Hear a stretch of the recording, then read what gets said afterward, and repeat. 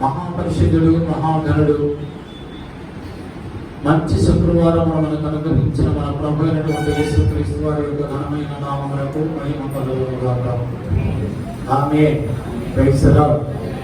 ఇప్పుడు వచ్చిన మీరందరికీ, కొత్తగా వచ్చిన వారికి, అంతకుముందు ఉన్న వారికి, రాబోతున్న వారందరికీ మన ప్రభు అయినటువంటి యేసుక్రీస్తు వారి నామములో నా హృదయపూర్వకమైనటువంటి వందనాలు తెలియజేస్తున్నాను. Praise the lord. Hallelujah, hallelujah.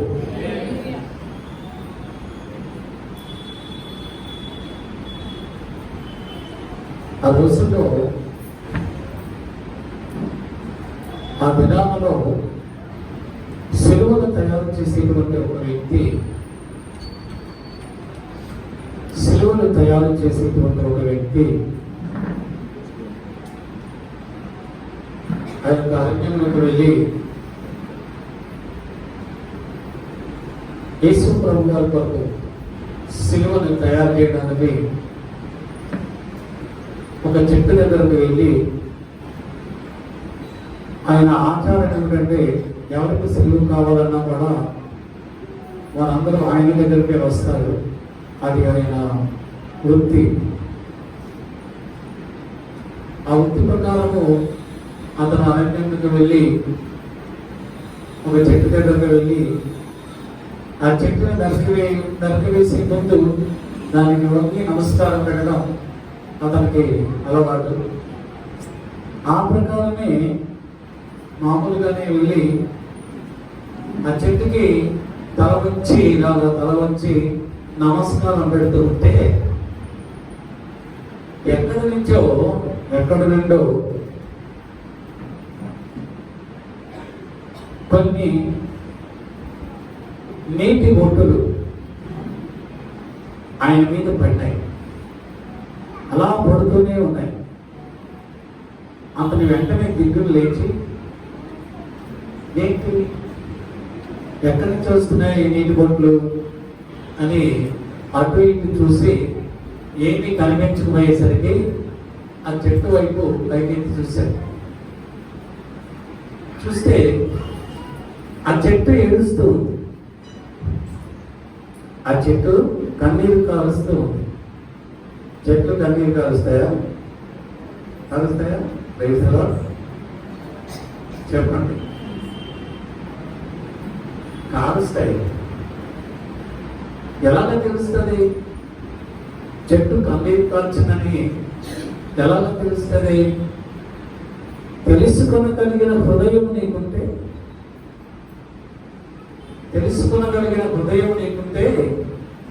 ఆ చెట్టు కానీ, ఆ మొక్క కానీ, ఆ పువ్వు కానీ అది ఏడుస్తుందో ఏడవదో మనకి తెలుస్తాయి. ఒక కవి బాగా పూలు పూసినటువంటి ఆ మొక్క దగ్గరికి వెళ్ళి మన ఇంట్లో పూజ చేసుకోవడానికి ఆ మొక్క పువ్వు కోద్దామని వెళ్ళాడు.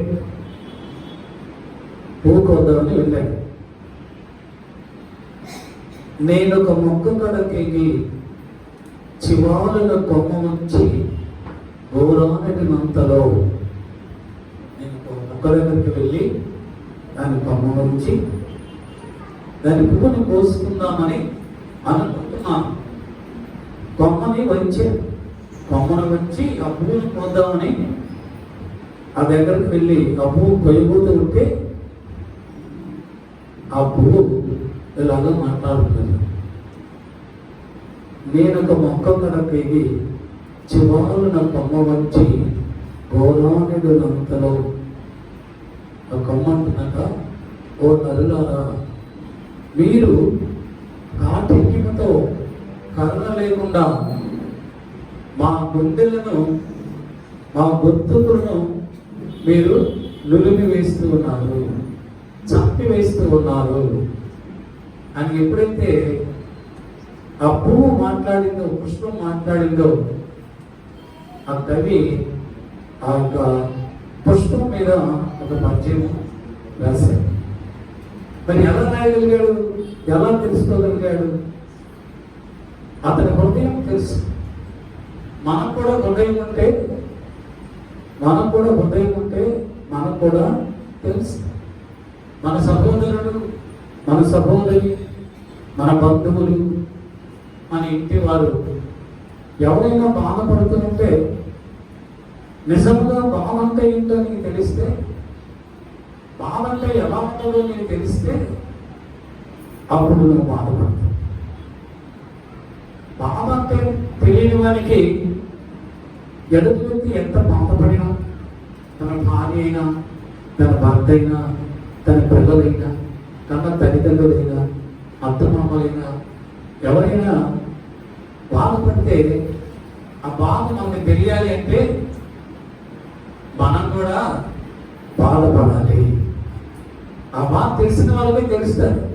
మరి కొంతమంది ఉంటారు, వాళ్ళకి తెలిసి కూడా ఎదుటి వారి బాధను అర్థం చేసుకోలేరు, సమాధానపడడానికి ఇష్టపడరు. అటువంటి వారిని పరిశుద్ధ గ్రంథంలో మూర్ఖులు అని రాయబడింది. ప్రైజలా హల్లెలూయా.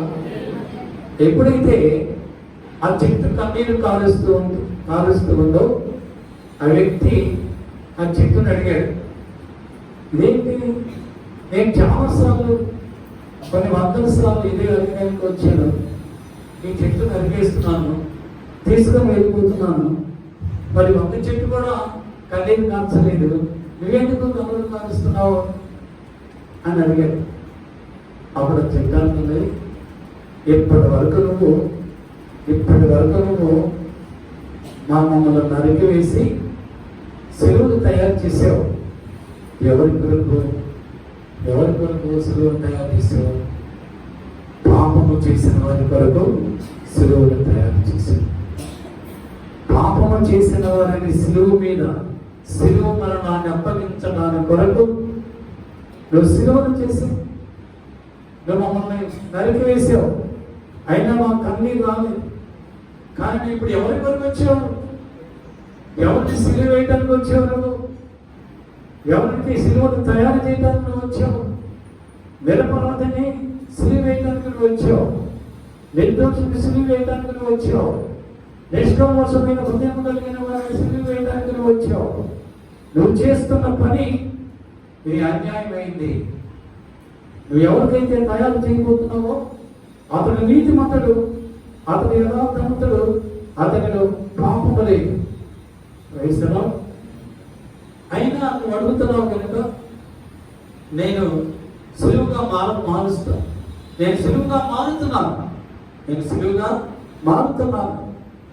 అని మళ్ళా అడుగుతుంది. నన్ను నేను సులువుగా మార్చుకొని నన్ను నీకు అప్పగించుకుంటున్నాను. మరి ఓ నరుడా, మీ మామూలు ఎవరైనా నావలే క్రీస్తుని పోలి మిమ్మల్ని మీరు సిలువుగా మార్చుకుంటున్నారా?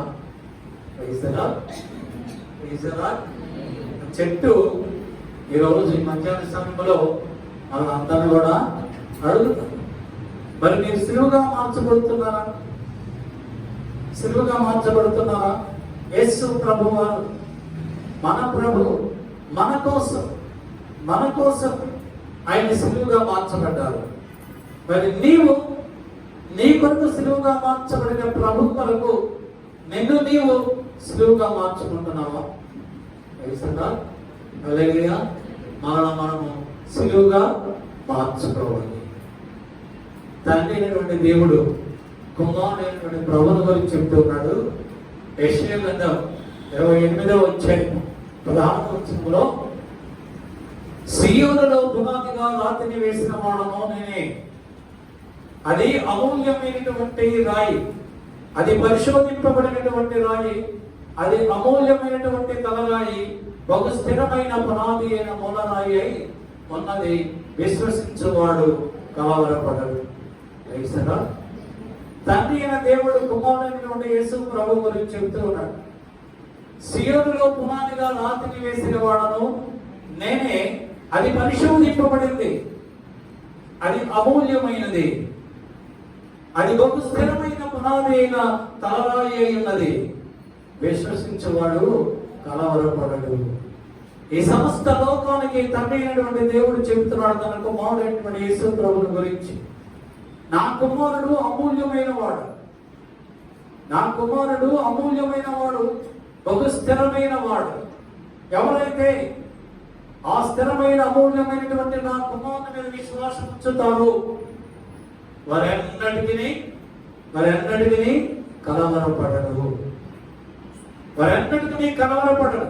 నువ్వు కలవరపడుతున్నావు అంటే నీకు వచ్చిన బాధను బట్టి, నీకు వచ్చిన సమస్యను బట్టి, నీకు కలిగినటువంటి నిందను బట్టి, అవమానాలను బట్టి నువ్వు కలవరపడుతూ, బాధపడుతూ, కృంగిపోతూ, నీరసించిపోతూ ఉంటే ప్రభు అంటున్నాడు, నీవు నా మీద విశ్వాసము ఉంచడం లేదు. ప్రభు మీద విశ్వాసం ఉంచిన వాడు కలవరపడడు. అది ఎంత భయంకరమైన వ్యాధి అయినా, నీవు ఎంత నష్టపోయినా, నీకు కలిగినంత రాత్రికి రాత్రే నువ్వు పోగొట్టుకున్నా ప్రభు నందు విశ్వాసం ఉంచిన వాడు కలవరపడడు.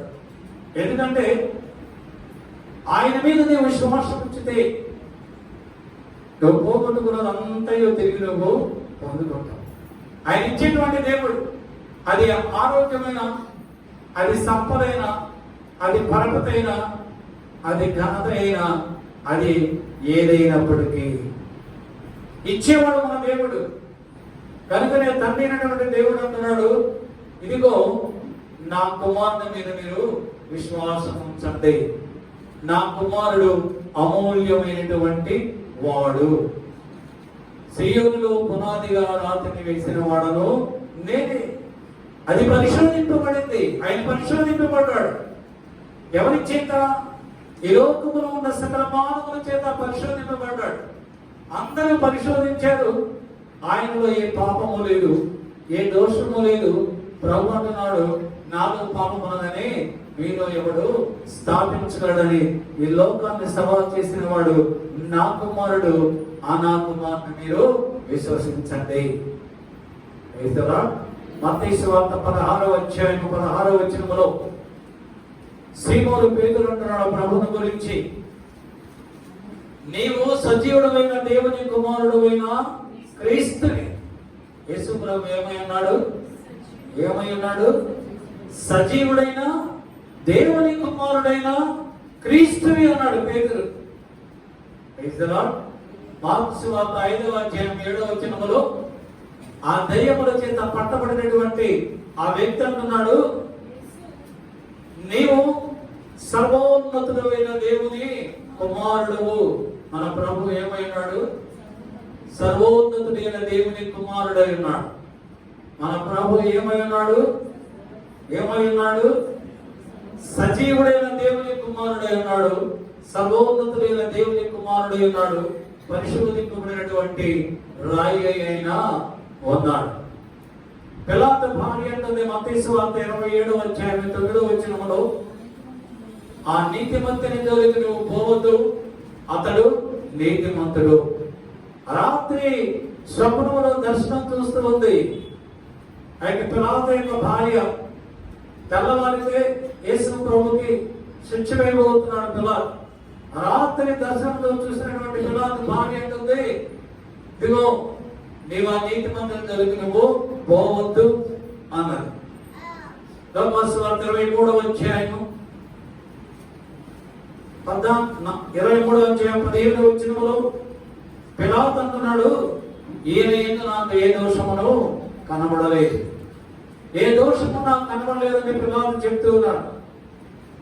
యోహాను సువార్త 4వ అధ్యాయం 42వ వచనములో సమరయ గ్రామ ప్రజలు అంటున్నారు, ఈయన నిజముగా లోకరక్షకుడు అన్నాడు.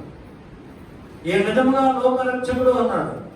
తండ్రి అయిన దేవుడు ఉన్నాడు, అమూల్యమైనటువంటి రాయి, పరిశోధింపబడిన రాయి, ఆ రాయి మీద విశ్వాసం ఇచ్చిన వాడు కలవరపడడు అన్నాడు. అపోస్తలుడైన పేతురు ఏమన్నాడు? సజీవుడైన దేవుని కుమారుడు అన్నాడు. దయ్యమును పట్టిన వాడు ఏమన్నాడు? సర్వోన్నతుడైన దేవుని కుమారుడు అన్నాడు. సమరయ స్త్రీ ఏమన్నది? సమరయ ప్రజలు ఏమన్నారు? ఏ నిజముగా లోకరక్షకుడు అన్నారు. పిలాతు భార్య ఏమన్నది? నీతిమంతుడు అన్నది. పిలాతు ఏమన్నాడు? ఇతనిలో నాకు ఏ దోషమును కనిపించలేదు అన్నాడు.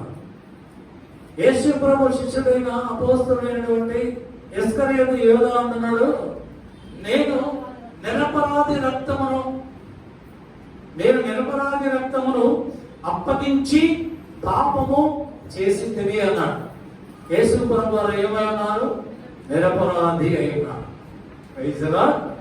ఏడుగురు గొప్ప వ్యక్తులు యేసు ప్రభువుని గురించి సాక్ష్యం చెప్పారు, ప్రాముఖ్యమైన వారు. ఈ నిర్దోషి, నిష్కపటమైన వాడు, నీతిమంతుడైన వానిని, సజీవుడైన వానిని, సర్వోన్నతుడైనటువంటి యేసు ప్రభుని యూదులు, ఇశ్రాయేలీయులు ఆయన సిలువకు అప్పగించారు. ఆయన సిలువ మీద ఉన్నప్పుడు యేసు ప్రభు అని మాట్లాడినటువంటి మొట్టమొదటి మాట అదేమిటి? తండ్రి, లోకాసు వార్త 23:34 రాయబడతారు, తండ్రి వీరు ఏమి చేయించున్నారో వీరు ఎరుగరు కనుక వీరిని క్షమించండి. వీరు ఏమి చేయించున్నారో వీరు ఎరుగరు. వాక్యాన్ని బాగా గమనించండి. మీరు చాలాసార్లు విని ఉంటారు. వాక్యాన్ని ధ్యానించినప్పుడు ఆ వాక్యంలో ఉన్న ప్రతి మాట కూడా చాలా అమూల్యమైనది, శ్రేష్టమైనది. తండ్రి వీరు ఏమి చేయించున్నారో, వీరు అంటే ముందుకు మనకు తెలియాలి, తండ్రి గురించి తెలుసుకున్నారు. వీరు ఏమి చేయించున్నారో అన్నారు. వీరంటే ఎవరు? అది తెలుసుకోవాలి మనం. వీరంటే ఎవరు? శాస్త్రులు, పరిసయ్యులు, సద్దుకయ్యులు, హేరోదీయులు, యోధా మత గురువులు, ప్రధాన యాజకులు, అమార్గంలో పోయేవాళ్ళు, యెరూషలేములో ఉన్న ఆ ప్రజలందరూ. వీరు అంటే వీరు చెప్పిన వాళ్ళు కాకుండా ఇంకా అన్యులు ఉన్నారు. అంటే దేవుడు అంటే యేసు ప్రభువుని ఎరుగని ప్రజలు ఉన్నారు. వాళ్ళెవరు? పిలాతు, రాజైనటువంటి హేరోదేయ, యేసు ప్రభువుని సిలువ వేసినటువంటి రోమీయులు, రాను వాళ్ళు, వీరందరిని గురించి వీరందరి గురించి ప్రభు తండ్రికి విజ్ఞాపన చేస్తున్నారు. తండ్రి వీరు ఏమి చేస్తున్నారో వీరికి తెలియదు. వీరు అంటే చెప్పాను. ఏమి చేస్తున్నారు వాళ్ళు? యేసు ప్రభుని పట్టుకొని, నీతిమంతుని పట్టుకొని, ఆయన తల మీద ముళ్ళ కిరీటం పెట్టి, ఆయన పిడిగుద్దులు కొద్ది, ఒకటి తక్కువ 40 సార్లు కొరడా దెబ్బలు కొట్టి, ఆయన శరీరంలో ఉన్న రక్తంతా యెరూషలేము మీదడు ప్రవహిస్తూ ఉంటే, మాంసము గడ్డలుగా యెరూషలేము మీదలు పడిపోతూ ఉంటే, ఆయన కొడుతూ ఉంటే, ఆయన ముఖం మీద ఉమ్మి వేస్తూ ఉన్నారు, ఆయన కొడుతూ ఉన్నారు. ఏమి చేస్తున్నారంటే ఇదంతా ఆయన్ని చేస్తూ ఉన్నారు. వీరు నన్ను ఈ విధముగా హింసిస్తూ ఉన్నారు. ప్రభువా, ఎందుకు హింసిస్తున్నారు అంటే, ఎందుకు నన్ను బాధపడుతున్నారంటే, నేనెవరినో వీరికి తెలియదు కనుక. వీరికి తెలియదు. ఆయన ఎవరో మీకు 7 వ్యక్తులు ఆయన గురించి ఏం చెప్పారో అది మీకు చెప్పారు. ఆ 7 ఏం చెప్పారో, ఆయన ఏమై ఉన్నాడో, ఆయన ఎందుకు వచ్చాడో, ఆయన ఉద్దేశం ఏమిటో, ఆయన ప్రణాళిక ఏమిటో, ఆయన వచ్చిన పర్పస్ ఏమిటో, ప్లానింగ్ ఏమిటో వీళ్ళకి తెలియదు. అందుకే ప్రభు అంటున్నాడు, తండ్రి వీళ్ళు ఏం చేస్తున్నారో వీళ్ళకి తెలిస్తే చెయ్యరు. నేను ఎవరో తెలిస్తే వీళ్ళు చెయ్యరు. ప్రభు తెలియదు కనుక చేస్తున్నారు కనుక వీళ్ళు మీరు క్షమించండి. తెలియదు కనుక క్షమించమన్నాడు. మనందరికీ తెలుసు కనుక ఆయన క్షమించమనడు. వివేరాలు చాలా జాగ్రత్తగా ఉండే వాక్యం. వాళ్ళని క్షమించాడు కదా, వీళ్ళని క్షమించాడు కదా, మనం ఏం చేసినా పర్వాలేదు, మనం ఎలాగా ప్రవర్తించినా పర్వాలేదు, ఎలాగా జీవించినా పర్వాలేదు, యేసు ప్రభు కరుణామయుడు, జాలిగల దేవుడు, క్షమిస్తాడు అని అనుకోకండి, అని మీరు అనుకోకండి. తెలియక పాపము చేస్తే క్షమిస్తాడు. తెలియక పాపము చేస్తే మీరు క్షమార్హులే. తెలిసి పాపము చేస్తే మీకు క్షమాపణ లేనే లేదు. అందుకే ప్రభు ఏమన్నారు ఇక్కడ, మీరు ఏం చేస్తున్నారో వీరికి తెలియదు, తాను ఏమై ఉన్నారో తెలియదు, తాను ఎవరికి ఏం చేస్తున్నారో తెలియదు, కనుక వీరిని క్షమించండి అన్నారు. మీరు ఎవరైతే క్షమిస్తారో దేవుడు వారిని క్షమిస్తారు. మీరు క్షమించండి, దేవుడు వారిని క్షమిస్తారు. తెలియని వారిని ప్రభు క్షమిస్తారు. అందుకే ప్రభు అంటున్నారు, తండ్రి వీరేమి చేస్తున్నారో వీరికి తెలియదు. Praise the lord. Hallelujah, hallelujah. Mark సువార్త 15:3 ప్రధాన యాజకులు ఆయన మీద అనేక నేరములు మోపారు, అబద్ధ సాక్ష్యములు పలికారు. అయితే పిలాతు నమ్మలేదు. యేసు ప్రభు మీద ప్రధాన యాజకులు ఎన్నో నేరాలు మోపారు, అబద్ధపు సాక్ష్యాలు చెప్పించారు. అయినప్పటికీ పిలాతు నమ్మలేదు. భార్య చెబుతుంది పిలాతుతోటి, అతడు నీతిమంతుడు, అతని జోలికి నువ్వు పోవద్దు అన్నది. కానీ ప్రజలందరూ కూడా ఇతను సిలువేయండి, సిలువేయండి, సిలువేయండి అని కేకలు వేసినప్పుడు పిలాతు మనుషులను సంతోషపెట్టుట కొరకు యేసు ప్రభు వారిని సిలువకు అప్పగించారు. మనుషులను సంతోషపెట్టుట కొరకు అప్పగించారు.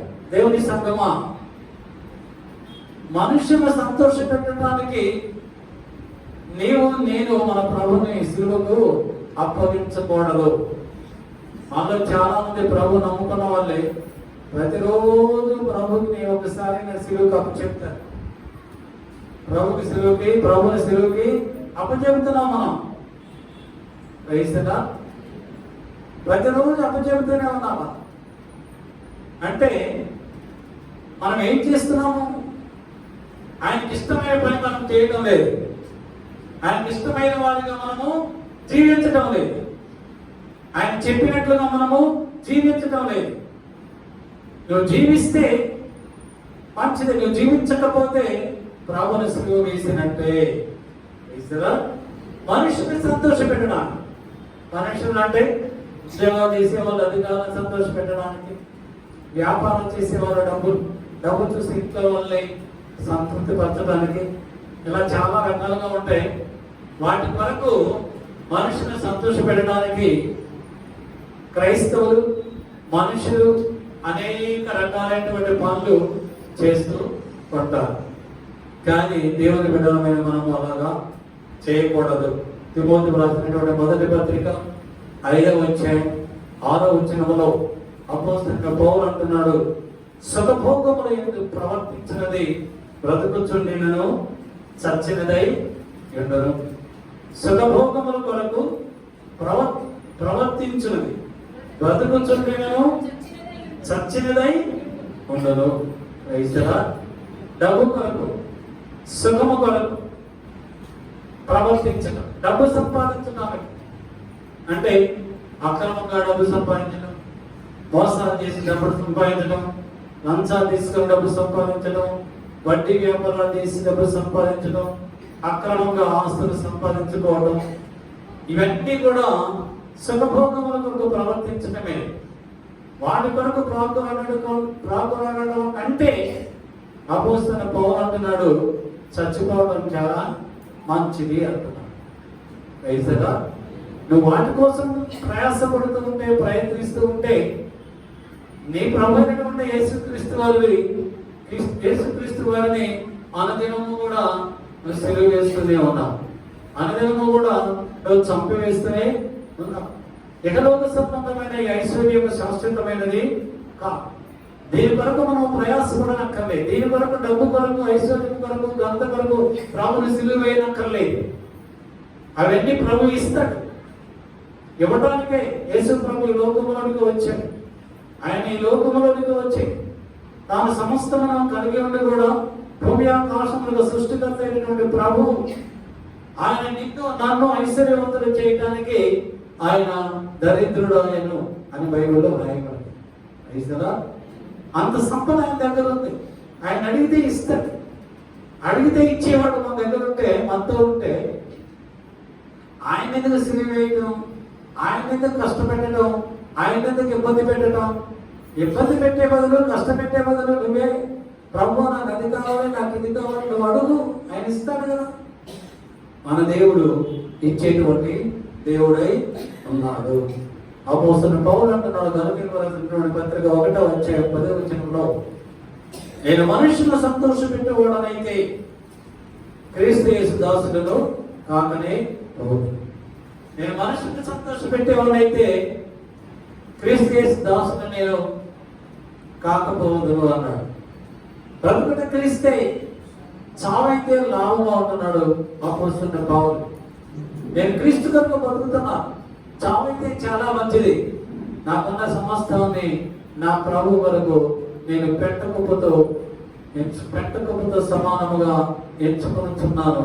ఎందుకంటే క్రీస్తును గురించినటువంటి జ్ఞానమును సంపాదించుకుంటాడు. క్రైస్తలా అపోస్తలుడైన పౌలు ఏమన్నాడు? నాకున్న సమస్తాన్ని పెట్టకపోతే ఎంచుకుంటున్నాను. దేని వరకు? క్రీస్తును గురించినటువంటి జ్ఞానమును సంపాదించుకోవడానికి. మీరు అనుకోవచ్చు, అదేంటయ్య గారు మాకున్న ఆస్తి అంతా డబ్బు అంతా పెట్టకపోతే మీకు ఇచ్చేయమంటారా, మందిరానికి ఇచ్చేయమంటారా అని చాలా మంది అనుకుంటారు. వయసురా కొన్ని సంఘాల్లో అది కూడా పట్టారు. ఈ లోపల అంతా చేద్దాం, మీకున్న ఆస్తి అంతా చేద్దాం, అది వేస్ట్, అదంతా మీరు మాకు ఇచ్చేయండి, మీరు మాకు ఇచ్చేస్తే ప్రభుకి ఇచ్చినట్టే. అక్కడ అర్థం అది కాదు. పౌలు దేనికి సమస్తాన్ని పెంటగుప్పుగా ఇచ్చుకోవాలంటే డబ్బుకి ప్రాముఖ్యత ఇవ్వలేదు, దానికి ఇంపార్టెన్స్ ఇవ్వలేదు. దేనికి ప్రాముఖ్యత ఇచ్చాడంటే క్రీస్తుని గురించినటువంటి జ్ఞానమును సంపాదించుకోవడం. క్రీస్తుని సంపాదించుకుంటే బుద్ధి జ్ఞానములు సర్వ సంపదలు ఎవరి యొక్క ఉన్నాయి? ప్రభు దగ్గరే ఉన్నాయి. మరి ఆయన్ని సంపాదించుకుంటే ఈ లోకంలో ఉన్న సంపాదన అంతా మన దగ్గర ఉన్నట్టే, పరలోకంలో ఉన్న సంపాదన అంతా కూడా మన దగ్గర ఉన్నట్లే. అంటే పైన దీవెనలు, ఆకాశం అందనటువంటి దీవెనలు, పరమందున్న దీవెనలు, ఆత్మ సంబంధమైన దీవెనలు, భూలోకం ఉన్న దీవెనలు అన్నీ కూడా మొత్తం ఉన్నవి మన దగ్గర ఉన్నవి. ప్రైజ్లా హల్లెలూయా, హల్లెలూయా, ప్రైజ్లా. క్షమాపణ గుణము చాలా ప్రాముఖ్యమైనది. క్షమించాల. మనం ఎవరిని క్షమించాలా? ఎవరినైనా క్షమించాలా, శత్రువునైనా క్షమించాలా, అందరినీ కూడా మనము క్షమించాలి. నువ్వు క్షమించకపోతే నువ్వు నమ్ముకున్న నీ దేవుడు నిన్ను కూడా నీకు అవసరం వస్తుంది. అప్పుడు ప్రభు అంటున్నాడు, నువ్వు పలాని వాళ్ళని నువ్వు క్షమించలేదు కనుక సారి నా కుమారుడా, నేను ఎవరో నాకు తెలియదు, నేను నిన్ను క్షమించను. కొంతమంది అంటారు భార్యాభర్తలు, ఒక భర్త నా దగ్గరకు వచ్చి, అయ్యగారు నాకు ఒంట్లో బాగాలేదు, డాక్టర్ దగ్గరికి వెళ్ళాను, మందులు వాడాను, తగ్గట్లేదు అయ్యారు, చాలా మంది దగ్గరికి వెళ్ళాను, ప్రార్థన చేయించుకున్నాను, చాలా మంది ప్రార్థన చేశారు, కొంతమందికి పోస్ట్లో డబ్బులు పంపించాను, ఆన్లైన్లో కూడా వాళ్ళు ప్రార్థన చేస్తే బాగుపడతారని అందరూ చెప్తూ ఉంటే నేను కూడా పంపించాను. అయినా నాకు స్వస్థత కలగలేదు, మీరు ప్రార్థన చేయండి అయ్యగారు. అంతమందికి అంత డబ్బు ఖర్చు పెట్టావు, పంపించావు, నీకు స్వస్థత కలగకపోతే మేము ప్రార్థన చేస్తే నీకు స్వస్థత కలుగుతుందా? లేదే కానీ మీరు ప్రార్థన చేస్తే నాకు బాగైపోయింది నా రోగము. అప్పుడు నేను అన్నాను, నీ రోగం బాగోవాలంటే నేను ఒక ప్రశ్న వేస్తాను, దానికి సమాధానం చెప్తావా? అడగండి గారు చెప్తాను. మీరు అందరితో సమాధానంగా ఉన్నారా? అందరితో సమాధానంగా ఉన్నారా? అందరిని క్షమించారా? అందరితో సమాధానంగా ఉన్నారా? అందరితో సమాధానంగా ఉన్నారా అంటే అందరిని క్షమిస్తేనే కదా సమాధానం వచ్చేది. క్షమించకపోతే సమాధానం రాదు కదా. అంటే ఆ బ్రదర్ గారు అన్నారు, నేను అందరితో సమాధానంగా ఉన్నానండి, అందరితో ఉన్నాను. అందరూ అంటే అన్నా, మా తల్లిదండ్రులతో ఉన్నాను, మా పిల్లలతో ఉన్నాను, మా బంధువులతో ఉన్నాను, నా స్నేహితులతో ఉన్నాను, మా సంఘస్థులు అందరితో సమాధానంగా ఉన్నాను అన్నాను. కానీ ఒక వ్యక్తి గురించి అతను చెప్పలేదు. గమనించాను, నేను అందరి గురించి చెప్పాను, ఒకరి గురించి చెప్పలేదు. అప్పుడు అన్నాను, నీ భార్యతో సమాధానం ఉన్నావా? ఒక నిమిషం ఆశ్చర్యపోయాడు. లేదు ఏదో సమాధానంగా ఉన్నా. లేదు నువ్వు రాదని చెప్తున్నా. నేను చెప్పిన వాళ్ళందరితో నువ్వు సమాధానంగా ఉన్నావు, నీ భార్యతో నువ్వు సమాధానంగా లేదు. నిజం చెప్పు. నువ్వు నిజం చెప్తే దేవుడు నేను స్వస్థపరుస్తాను. ఇప్పుడే నేను ప్రార్థన కూడా చేయి, నువ్వు స్వస్థపరచబడి మీ ఇంటికి వెళ్ళిపోతావు. నిజం చెప్పు అన్నా. అప్పుడు వెంటనే ఆ క్షణంలోనే ఏడ్చేసి అయ్యగారు, నా భార్యతో నాకు సమాధానము లేదు. నీ భార్యతో నువ్వు సమాధానం పడలేని వాడివి, నీ భార్యను క్షమించలేని వాడివి, నీ ఇరుపురుగు వారిని, నీ శత్రువు నువ్వే ప్రేమిస్తావు, నువ్వే క్షమిస్తావు. ముందు నీ భార్యతో నువ్వు సమాధానం పడు. నీ భార్య తప్పు చేస్తే క్షమించు.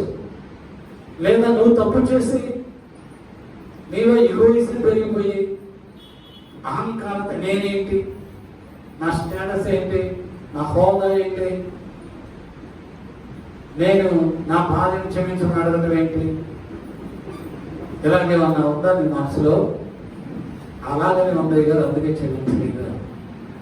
ఇప్పుడు మీ ఇంటికి వెళ్ళిపోయి నీ భార్యను క్షమాపణ అడిగి సమాధానపడు. రేపు మార్నింగ్ మళ్ళా నాకు ఫోన్ చేయి. నువ్వు మంచి ఆరోగ్యం ఉంటుంది, నీకు ఏ జబ్బు లేదు, సంతోషంగా ఉంటావు,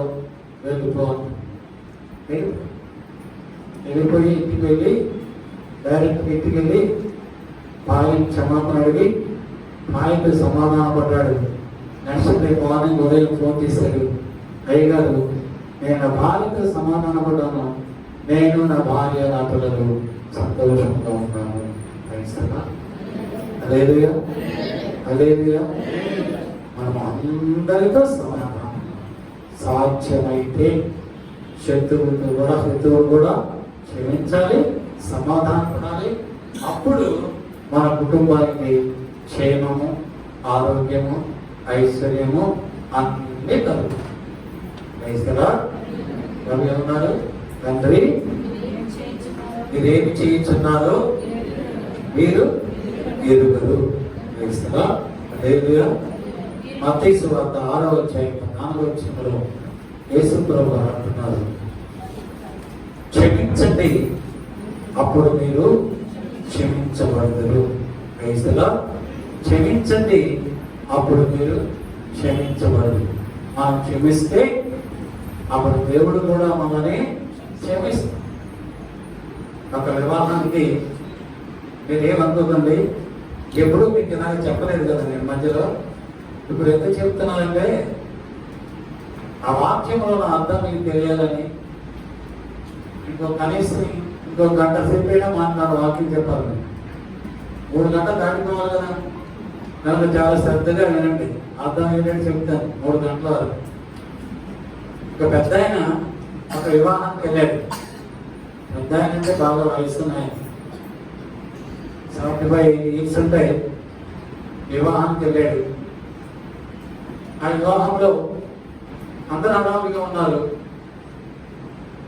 ఈ పెద్ద ఆయన కూడా గ్రీటింగ్స్ ఇచ్చారు. 2 మాటలు చెప్పండి గారు మీరు స్టేజ్ మీద, వారిలో తెలుగుని కూడా మీరు ఆశీర్వదించండి అంటే పెద్ద ఆయన స్టేజ్ మీదకి వెళ్ళి ఆ నూతన వధువులను ఆశీర్వదిస్తూ ఉన్నాడు. ఏమని? మీరిద్దరు ఎప్పుడు సమాధానంగా ఉండండి. ఒకరినొకరు క్షమించుకోండి. ఒకరి కోపం వస్తే ఒకరు తగ్గించుకోండి. ఒకరినొకరు ఏమి అనుకోకండి.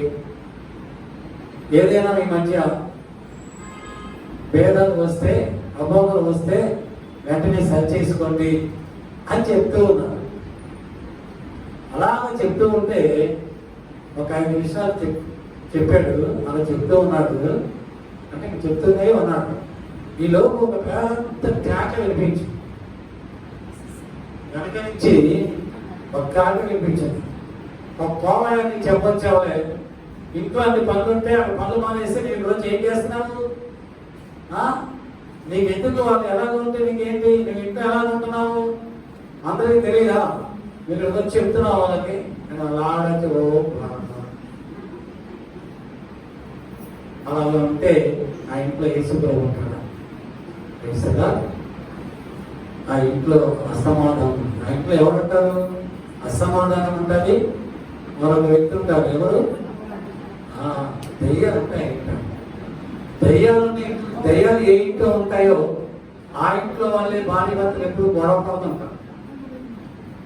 భార్య భర్తలు సమాధానంగా గొడవ లేకుండా సంతోషంగా ఆనందంగా ఉన్నారంటే ఆ ఇంట్లో దయ్యాలు లేవని యేసుప్రభు మాత్రమే ఉంటారు. ఏ ఇంట్లో గొడవలు ఉన్నాయో ఆ ఇంట్లో దయ్యాలు అనేది అర్థం గమనించాలి. కనుక మా ఇంట్లో దయ్యాలు కూడా దయ్యాలంటే మనం పాడైపోతాం, మన బిడ్డలు కూడా పాడైపోతాం, వాళ్ళు కూడా దయ్యాలుగా తయారైపోతారు.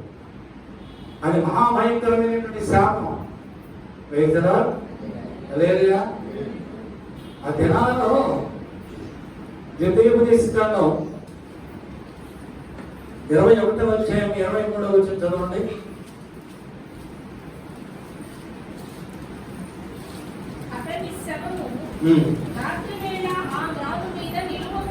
అతని శవము రాత్రి వేళ రాను మీద నిలవకూడదు.